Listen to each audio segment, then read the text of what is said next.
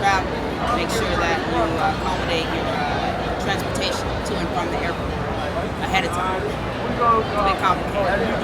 Excuse me. We're getting ready to close the park in 5 minutes. You're getting ready to close the park in 5 minutes. Yes. So in about 5 minutes, we'll be going to Times Square and checking out the big lights, all of New York's big things. I'm pretty excited to be here. I've been in New York before. I'm happy to be spending it with her. Me too. So, We are getting locked in. yeah, they're locking the gates.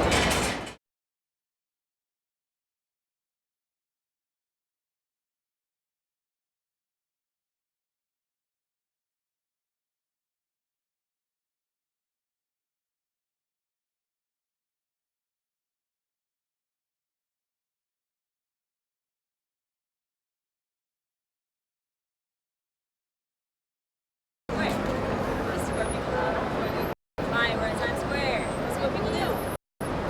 This is New York. This is Times Square. New York, Times Square. This is what people do. We stop traffic. Hi, it's Isis. I'm standing in front of the New York Public Library where, fun fact, the toys that inspired the Winnie the Pooh story are located. Right down in the children's section, so you should go and check it out. Yeah, one more time. Hi, it's Isis. I'm here in front of the New York Public Library where the toys that inspired the Winnie the Pooh story are located. Nice, good. Go.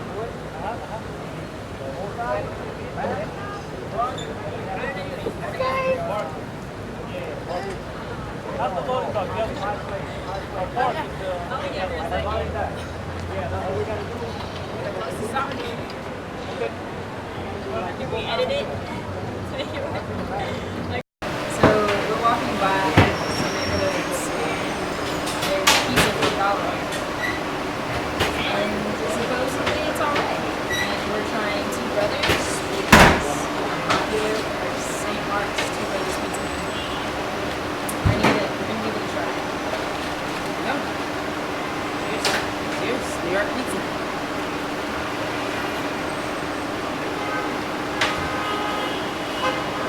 For $1. It's good. It's excellent for $1.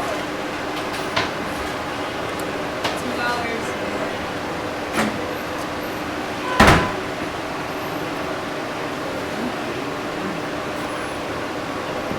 Just give it a second. So we just had a $1 slice of pizza each, and it was worth $1.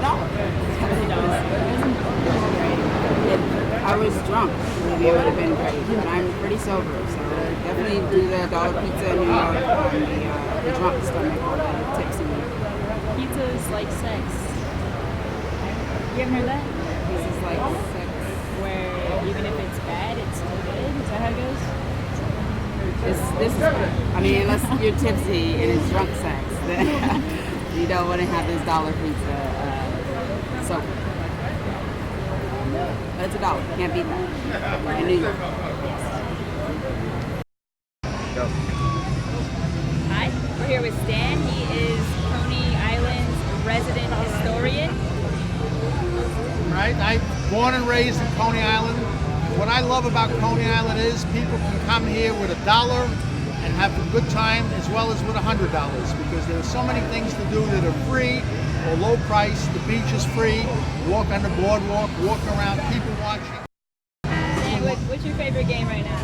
My favorite game has always been skee ball, where you roll the balls down the alley. How do you guys do that in the state? I grew up with skee ball. They have it right around the bend in the Wonder Wheel arcade, and all the arcades have skee ball.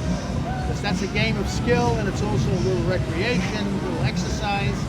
Then they have the other things where you try and pop balloons. Those are always fun, or get the ball in the basket, or other stuff like that. And people love to win a prize. And if you look around Coney Island, most of the people will be walking around carrying prizes sooner or later. So, has anyone ever gotten hurt on any of these roller coasters? Of the millions and millions of people that have ridden the rides through the years, there have been very few accidents, and in 100 years, maybe a handful of really serious accidents. But none in the last years that I know of. That's good. Way back when there were a couple. I mean, nothing is perfect, but I mean, you got a better chance of getting hit by lightning than getting injured on a ride in Coney Island. Very safe. They're inspected weekly by the New York City Building Department inspectors, who also inspect elevators. So they're very careful, because if there was an accident, the bad publicity would cost them a lot of money and lost business. So they made the Wonder Wheel, which is 95 years old, I saw behind the us. sign, yeah. 95 years, never had an accident. 95 years. The Cyclone roller coaster has had a couple, but nothing, just a handful. Some people do stupid things like stand up when they're not supposed to. If you don't read the signs and follow the rules, but as long as you follow the rules, Coney Island is very safe. And it's very clean, and it's been in years. They have a crew that goes around cleaning all day. The beach is cleaned every night. The water is better than it's been in years. And it's just a great place. We come with a subway ticket. You can get down here very cheaply.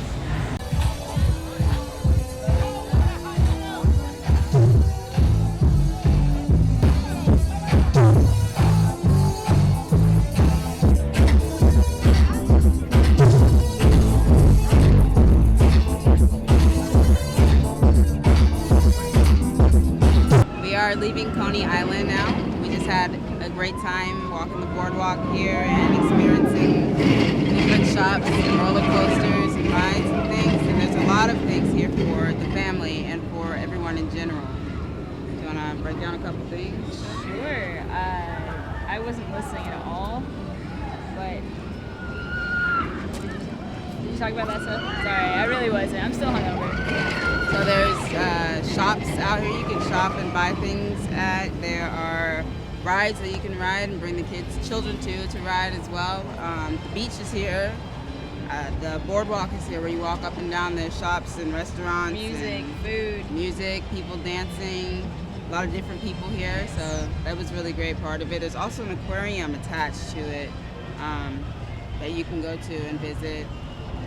I don't know, what else? There are plenty of Lifeguards.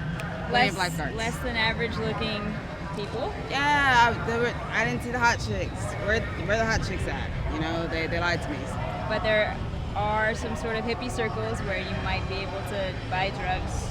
Right, there was something strange going on with the dancing on some of the performances, which you said more street performances Yeah, are needed on the it'd be cool boardwalk. to have some That'd street be pretty cool. performers busking. I don't know, some people Break earning dancing or something.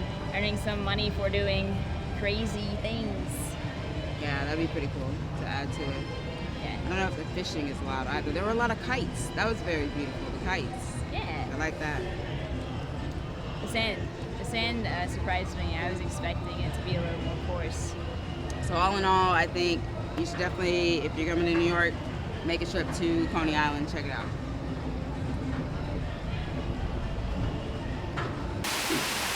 We are here at Prospect Park in Brooklyn, New York. We're at the waterfall across from the boathouse, and this is going to be our peaceful point for this episode.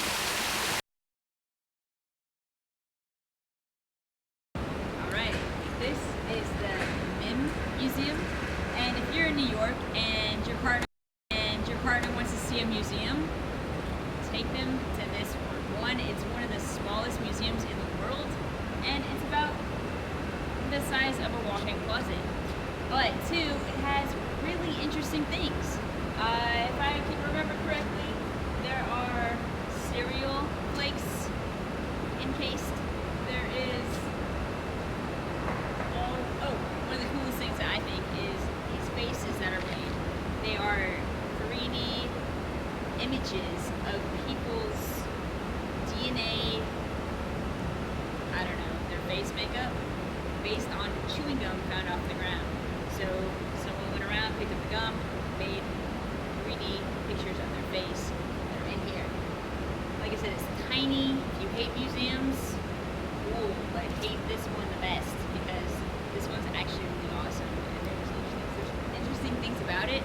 However, it doesn't give you information on the door, and it is closed for the holiday weekend. It says this little paper sign. But it's really cool. Check it out.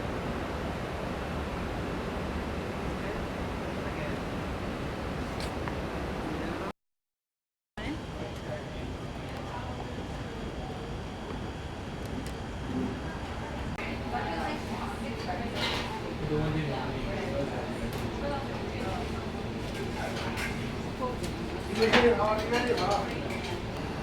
leaving Lam Zao handmade noodle and dumpling in Chinatown, and we just had a really good meal. Very filling, very delicious. Very good. The noodles were fresh. The broth was delicious. The people were friendly.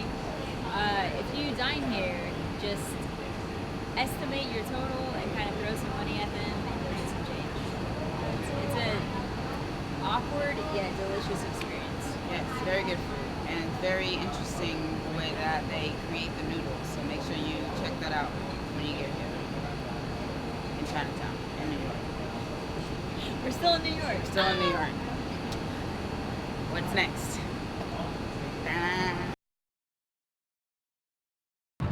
We're about to go in the Morbid Anatomy Museum at 422-A, Brooklyn, New York. It's on the corner of 3rd Avenue and 7th Street.